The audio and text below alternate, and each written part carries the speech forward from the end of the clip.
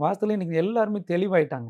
இன்னைக்கு நான் பார்க்குற வீடுகள் எல்லாருமே, இன்னைக்கு இருக்கிற வாஸ்து நிபுணர்கள் பார்த்து, மிகப்பெரிய ஜாம்பவான்னு சொல்றவங்கள பார்த்து விட்ட வீடுகள தான் நம்ம போய் பார்க்குறோம். மிகப்பெரிய இந்த ஜோதிடர்கள்லாம் புதுசா வாஸ்துக்கு வந்தாங்க இல்லையா?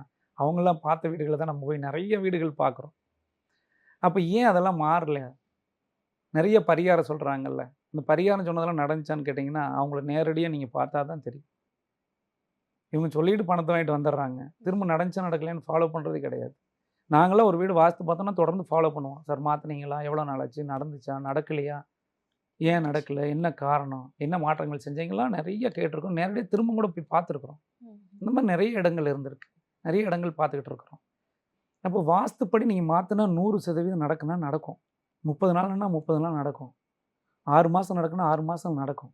அதுதான் உண்மையான வாஸ்து. அத விட்டுட்டு நீங்க வந்து போற போக்குல அடிச்சு விட்டு போறதெல்லாம் வாஸ்து கிடையாது. வந்தோம் ஏதோ ஒரு பரிகாரம் சொல்லணும், கல்லு விக்கணும், அல்லது வந்து ஏதாவது மோதிரம் விக்கணும், இல்ல மரஞ்செடிகள் விக்கணும்னு அது பிசினஸ் பண்றேன்னு வச்சுக்கங்க.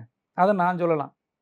இப்ப நான் நவரத்தின கல் விக்கிறவன்னு வச்சுக்கங்களேன். நான் நவரத்தின கல் விக்கிறவங்க நெறைய வீடு நான் வாஸ்து பார்த்துட்டு இருக்கிறேன். மைசூரு, கர்நாடகாலலாம் பார்த்தீங்கன்னா, கர்நாடகா ஸ்டேட்லலாம் நெறைய அந்த கல்லு விக்கிற பிசினஸ் செம பிசினஸ் அது.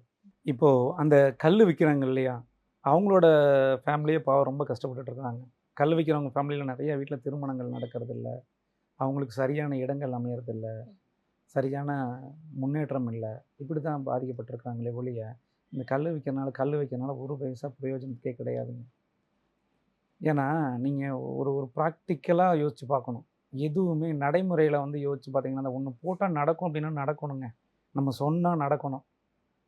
அப்படிதான் இருக்கணுமே ஒழிய, போற போக்குல அடிச்சு விட்டு போறதெல்லாம் சும்மா வேஸ்ட்டு. அதெல்லாம் ஏதோ நம்ம சொல்லி நம்மள மார்க்கெட்டிங் பண்றதுக்காக அது பண்ணலாம். பட் அது நமக்கு தேவையில்லையே. அதனால மக்களுக்கு எந்த பயனும் கிடையாது. நம்ம உழைக்கணும். உழைச்சா தான் கண்டிப்பா பணம் அப்படிங்கிறது கிடைக்கும். உழைப்பே இல்லாத நீங்க கல்ல போட்டு உட்காந்துருந்தீங்கன்னா என்ன பண்ணுவீங்க? கல்ல வச்சுக்கிட்டே இருந்தா உழைப்பு வந்துருமா? அ. எதிரி ஒரு அடிக்கிறான், எதிரி நாடு சண்டை போடுறான் அப்படின்னா, நம்ம வரிசையா கல்ல அடுக்கி வச்சுட்டு, சின்ன சின்ன கல்லா வைக்கிறது பெரிய பெரிய கல்லா பார்டர்ல பூரா வச்சுட்டா எதிரி பூரா செத்து போயிருவான்ல. எதுக்கு அத சின்ன சின்ன கல்லா கொண்டு வந்து நம்ம கையில போட்டுக்கிட்டு எதிரிய கொல்லணும்? பாகிஸ்தானே அடிப்பா அதுக்கு எதுக்கு அணுகுண்டு கண்ணு தயாரிச்சுக்கிட்டு, அதுக்கு எதுக்கு இன்னைக்கு நெறைய வெப்பன்ஸ்லாம் எதுக்கு தயாரிக்கணும்? அப்படிலாம் இல்லைங்க. பிராக்டிகலா யோசிங்க. எதுவுமே.